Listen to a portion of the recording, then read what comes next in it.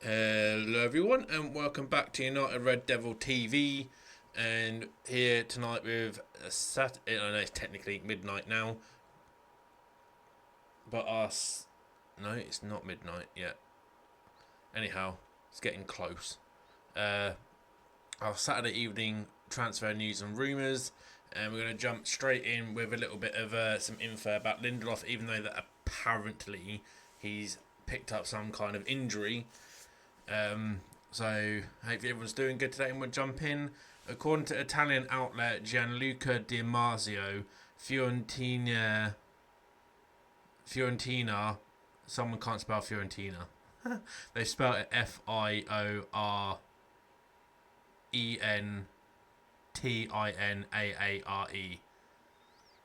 Interested in signing Victor Lindelof. The 30-year-old defender faces an uncertain future at Manchester United following the arrivals of Lenny Yoro and Matthijs de Ligt this summer. The report states that the Serie A club are exploring the possible conditions of a move for Lindelof, who sees his contract at Old Trafford expire next year. Di Marzio adds that Raffaella Palladino wants to sign a new defender after signing Moises Keane, a striker, Andrea Colpani, a winger, Albert Gudmardsson, an attacking midfielder, and David De Gea. So Fiorentina signed Moises Keane. That surprises me because there was so much hype about him and he just flopped.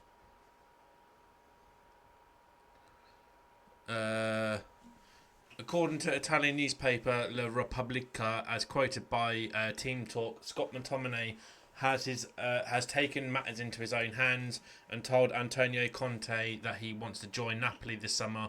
The 27-year-old midfielder has recently entered the final year of his contract at Manchester United. The report states that the Italian giants are interested in signing McTominay after wrapping up a deal for Billy Gilmour. Billy Gilmour's gone to Napoli. Okay. Team Talk add that the Napoli sporting director Giovanni Manna has recently travelled to the United Kingdom to secure the Brighton Aces signature, and the United man is in his sights. So if you come here for Billy Gilmour, you might as well come here for Scott McTominay and pay us some money, because you've clearly got money to sign Billy Gilmour. Ratcliffe has been talking the little sneaky little rat that he is. Speaking on the Inside Track podcast, Keith Wines has insisted United will receive no government funding for the redevelopment of Old Trafford, despite Sir Jim Ratcliffe's pleas. The former Everton chief said, "Unlike the US, there will be no government funding for a project like this. The only funding they will get will be around the changes to infrastructure, roads in the public domain. There really shouldn't be any investment into a private club stadium. It will be up to them to assess the funding model they're going to have and the size of stadium they'll go for. We've been told that 100,000 seats is the target. It seems a sensible target for United, and the financial model should be able to sustain that. Interest rates are coming down globally. No, not really. So it should be easy for them to get it financed. Even at 2 billion, I can't see it being a problem." You have no idea how much that is a problem. So basically, he was chancing on the government giving out funding, but since the government's changed and it's now, that little treasonous Keir Starmer, they're now not going to get the funding, which they probably might have got if the other little turncoats, the Conservatives, were still in power. If they reduce the numbers, it won't be due to a lack of government funding. Yeah, because you won't give any. Owen's doing his little trying to get the manager sacked again. Here we go. Speaking to OLBG, Michael Owen said it's an interesting situation for Ruud van Nistelrooy at Manchester United, because if it's 5 games, 50 games, 500 games, Eric Ten Hag will go. Yeah, there we go. Eric Ten Hag will go at some point. when it does happen, the club will look for a new manager, and because that takes time, there is often an interim coach or caretaker while that search happens. So if Van Nistelrooy doesn't leave before Ten Hag, you would think that he would get a handful of games as manager like Ryan Giggs and Michael Carrick have done in the past. Owen added, "It doesn't take a genius to work out that having been a manager and now being the assistant manager at his former club, Van Nistelrooy could get to manage Manchester United at some point." Well, I don't want Eric Ten Hag going anywhere anytime soon. Thank you very much.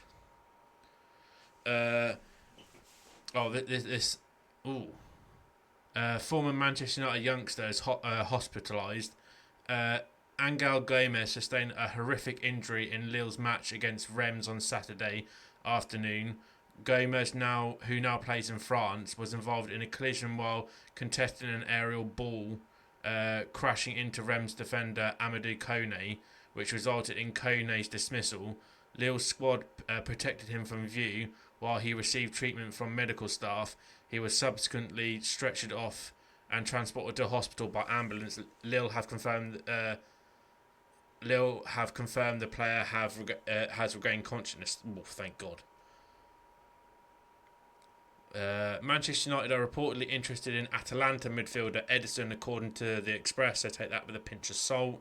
Eric Ten Hag is said to be keen on bringing in another central midfielder, particularly in the number 6 role, with the talk of Scott McTominay's future being away. And people need to understand about Scott McTominay during his I wouldn't really call it a rise because he isn't that good, but his ascension through the youth ranks, he was a striker, he was a forward of some point.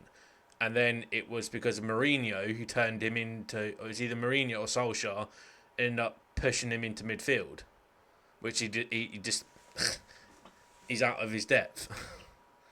Future being away from Old Trafford alongside Casemiro, who's now 32, likely to have his playing time managed.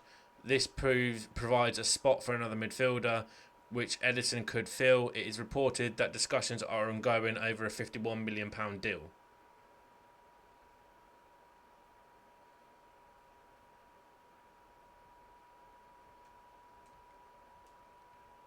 Oh, Michael Owen. No offence, love Michael Owen to bits, but mate, he needs to stop talking, bruv, because he clearly doesn't watch football anymore. Michael Owen has told OLBJ that United should stick with I think I've already gone over this one, but I'll say it again anyway while I'm here. That United should stick with Marcus Rashford rather than sell the misfiring forward. It is a really strange situation with Marcus Rashford. There are very few players that are so good like Marcus and score 30 goals in a season. He's only done that twice.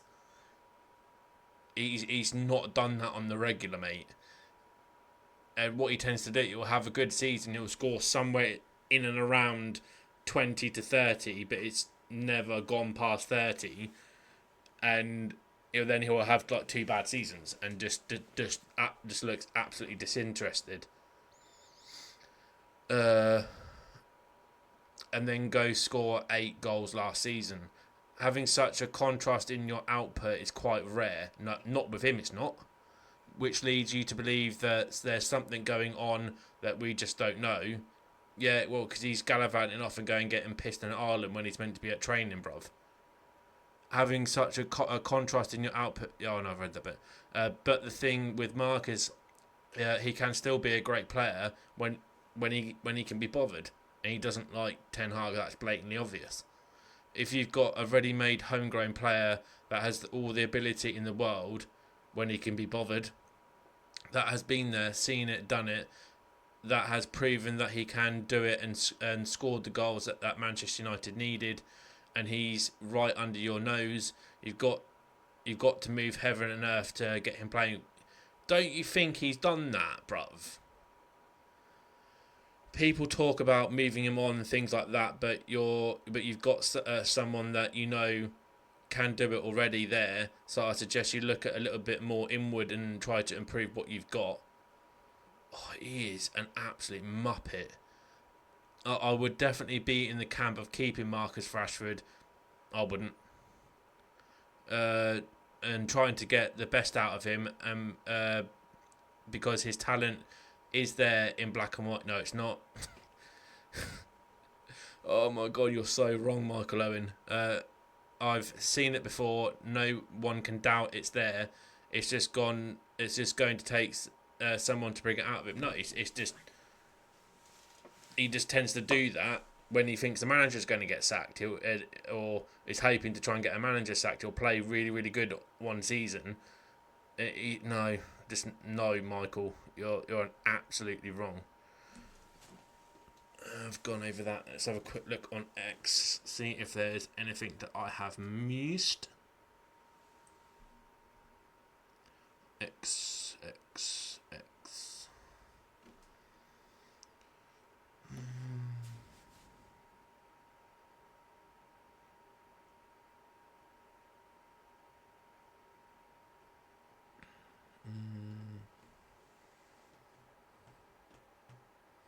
No, wrong button.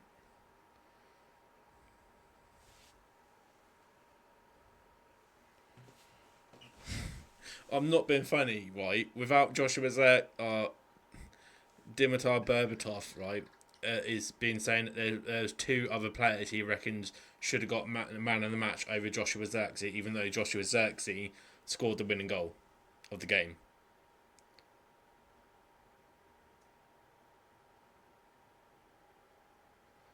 Bayern want to get rid of Leon Goretzka. How old is Goretzka? Let's have a quick look, see how old he actually is. Leon Goretzka, German footballer. Oh, he's 29.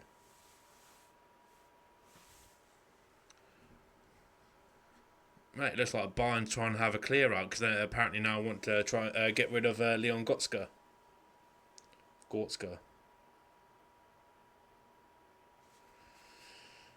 Yes, we know Victor Lindelof is a target for Fiorentina. Let's have a look. Where is quick look at Marco Alcaraz, because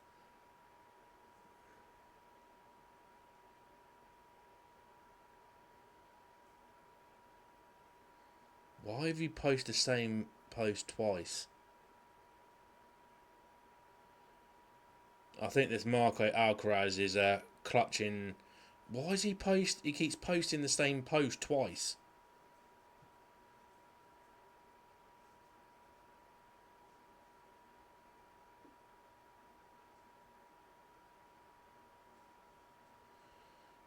Yeah, don't trust him so much. Where is my Fabrizio Romano? Fabrizio. Oh, excuse me. Where are you, Fabrizio? Fabrizio Romano.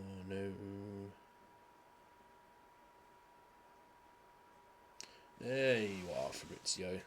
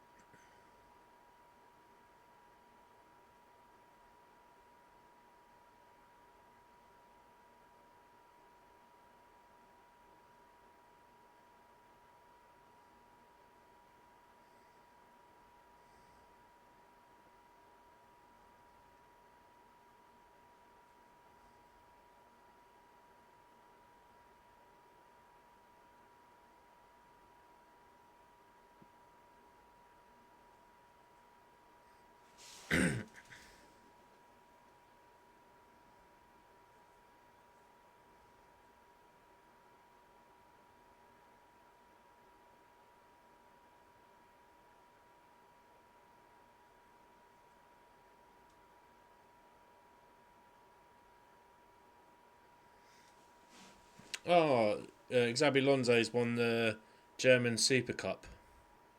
Cool.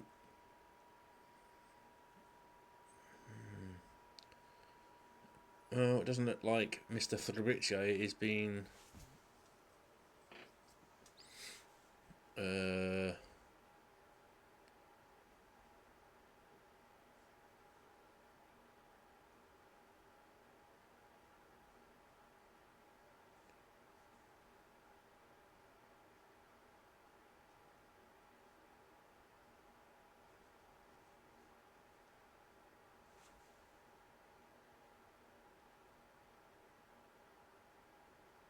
Oh, Mason Greenwood has scored 2 goals in 30 minutes for Marseille.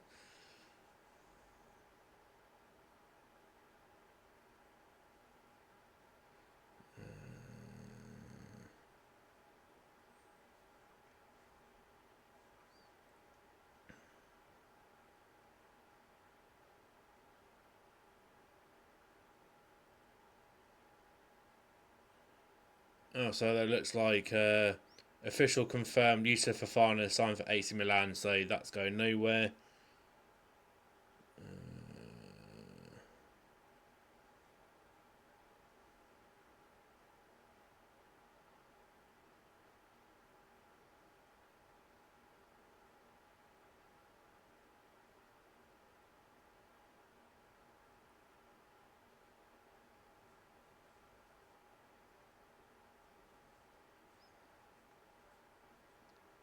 Oh, he's not said nothing about Man United for ages. So check the United stand quick.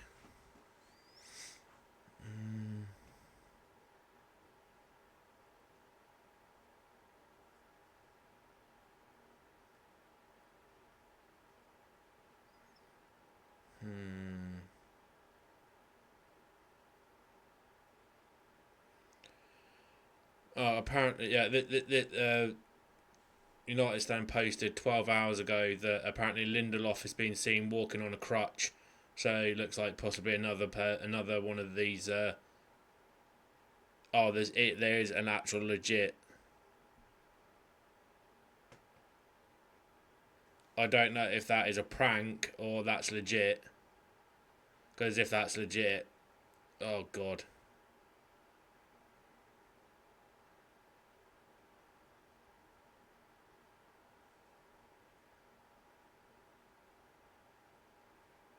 yeah. There's been nothing new. I'll just quickly mention this, but you guys probably already know this. So literally, since the partial buy, well, you shouldn't actually. To be honest, Ineos shouldn't even be called partial owners. They should just be called minority investors because that's all they are. They've brought in Christopher Vivelli as interim director of recruitment, Jason Wilcox as technical director, Dan Ashworth as sporting director, Omar Barada as chief executive, Jean Claude Blanc as Ineos Sport chief executive, and Sir David Brailsford as Ineos director of sport. And I think that is pretty much it for tonight. I don't think there's much more to cover. So thank you guys very much for watching. If you like what you see and would like to see more, please don't hesitate to drop me a like on the video and share the video around. And please check out all my other videos on the channel. And if I have missed anything, please don't hesitate to drop me a comment down below so I can check it out and put it in for tomorrow afternoon's roundup show. And if you're new, don't forget to drop us a subscribe and tap the bell icon so you don't miss a video. And I'll catch you in the next one, guys.